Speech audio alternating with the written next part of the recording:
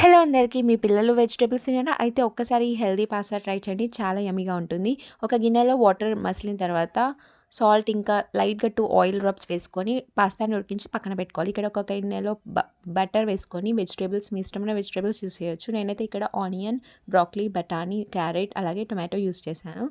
అది బాగా మగ్గిన తర్వాత గ్రైండ్ చేసి పెట్టుకోవాలి. ఇక్కడ ఇంకో కడాయిలో బటర్ వేసుకొని వెల్లుల్లి వేయించుకున్న తర్వాత ఇందాక గ్రైండ్ చేసి పెట్టుకున్న వెజిటేబుల్ పేస్ట్ని ఇందులో వేసుకొని బాగా ఆయిల్ సెపరేట్ అయ్యేంత వరకు వేయించుకోవాలి. తర్వాత లైట్‌గా పసుపు, ఉప్పు, కారం, ధనియా పౌడర్ అలాగే పెప్పర్ వేసుకొని బాగా ఆయిల్ సెపరేట్ అయ్యేంత వరకు వేయించుకున్న తర్వాత పాస్తా వేసుకొని అందులో మసాలాలో కాస్త వాటర్ వేసుకొని అందులో యాడ్ చేసుకోవాలి. ఇలా పాస్తా దగ్గర పడిన తర్వాత చీజ్ని ఇలా పైన లైట్‌గా వేసుకొని కాస్త కొత్తిమీర చల్లుకొని ఇంకా 2 మినిట్స్ అలా ఉంచితే ఎంతో యమ్మీ అయిన వెజిటేబుల్ పాస్తా రెడీ అవుతుంది.